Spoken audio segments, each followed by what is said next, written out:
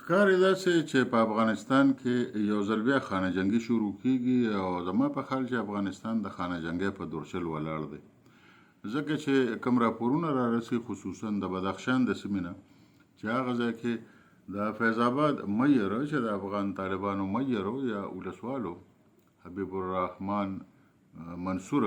هغه هم په یو چاودنه کې وژل شوی دی او نور هم دغه ځای کې جړپونه شروع دي حبیب الله فاتح سره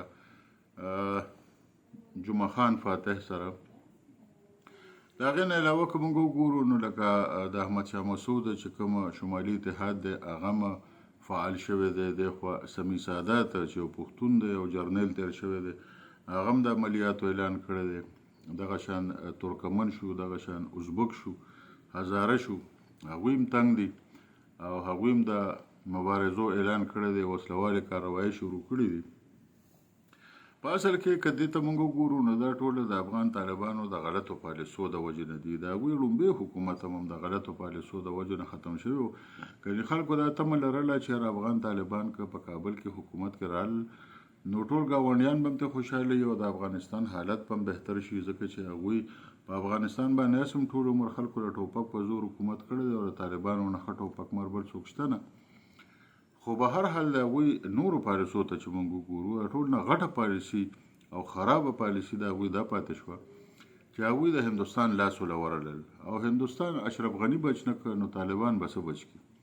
په غلطه لاره یې ور واچوله. کومې ترهګره ډلې چې په کار دی چې افغان طالبانو ختمې کړې وې یا په هغوی پابندۍ لګولې وې نو هغه یې ښه وسلوالې کړې، محفوظ مرکزونه یې وله ورکړل، د تګ راتګ اجازت یې وله ورکړه، ان تر دې چې وسلې یې وله ورکړې، پیسې یې وله ورکړې او د ګاونډي هیوادونو بلیک میلینګ یې شروع کړه چې هره ګاونډي هیوادونه به په دې طریقه موږ بلیک میل کوو او خپلې مطالبې یې پرې منو. نو که موږ د پاکستان مثال واخلو نو پاکستان خو په افغان طالبانو ډېرې جرګې وکړې خو دغه جرګو مزه ونه کړه او بالاخره اوس خبره پکې جنګ ته هم رسېدلې وه. خو اوس پاکستان د ترهګرو سره په جنګ دی او ښه غرضي جنګ یې شروع کړی دی، ځکه چې هغوی ته پته ده چې طالبان په دې لړ کې زموږ ملګرتیا نه کوي. نو دې خوا چین هم وایي چېرې زموږ د ایغور نه چې کوم ترهګر درغلي دي هغه تاسو ساتلي دي. دې خوا ایسټ ترکمانستان مومنټ چې کوم دی هغوی هم ګیلې لري، تاجکستان هم ګیلې لري، ازبکستان هم ګیلې لري، افغانستان ایران خو خیر په خپل غم اخته دی خو به هر حال هغوی هم ګیلې لري. مسله دا ده چې ګوره په کار خو دا وه ځکه چې په افغانستان کې خانه جنګي شروع شي نو هغې تاوان یوازې افغان طالبانو ته نه رسي، د افغانستان ولس ته هم رسي او د افغانستان ګاونډیانو ته هم رسي. دا په تاریخ کې موږ لیدلی دي چې ټول تاوان د افغانستان ولس او د افغانستان ګاونډیانو ته رسېدلی دی، هندوستان ته پکې هېڅ تکلیف نه دی رسېدلی. نو په کار خو دا وه چې افغان طالبانو د خپلو ګاونډیانو سره ډېر مثالي تعلقات ساتلي او د هغوی تحفظاتو ته جواب ویلی و، مثبت جواب یې ورته ویلی و. ځکه چې که تاسو سوچ وکړئ نو د متحده هندوستان او د افغانستان په خپلو کې ډېر ښه تعلقات و او د هغې نه پس بیا ټیک ته هندوستان تقسیم شو، پاکستان هم جوړ شو خو د پولې نه اخوا هم پښتانه دي، د پولې نه دې خوا هم پښتانه دي، اخوا هم مسلمانان دي، دې خوا هم مسلمانان دي، اخوا هم یو تهذیب او کلتور دی، دې خوا هم یو کلتور او تهذیب دی.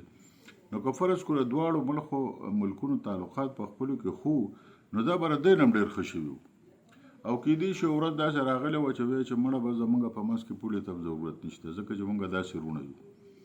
نو دا په دې طریقه باندې کېږي خو نه پوهېږم چې لکه دوی څنګه په هندوستان باندې دوکه شو. هندوستان خو اشرف غني بچ نه کړی شو، حامد کرزی بچ نه کړی شو، نو امان الله خان بچ نه کړی شو، سردار داود بچ نه کړی شو، ترکیان مرکیان بچ نه کړی شو. نو افغان طالبان به څه بچ کړي؟ هندوان خو د خلکو نه خپل مقصد حاصلوي او بیا په ډاګه باندې پرېږدي. د افغانستان فطري اتحادي چې کوم دی هغه پاکستان دی خو که افغان طالبان په دې باندې سوچ وکړي هم د تجارت په لحاظ هم د کلتور په لحاظ هم د مذهب په لحاظ هم د تاریخي رشتو په لحاظ باندې خو نه پوهېږم هغوی په دې خبره باندې سوچ ونه کړو. دا نن تقریبا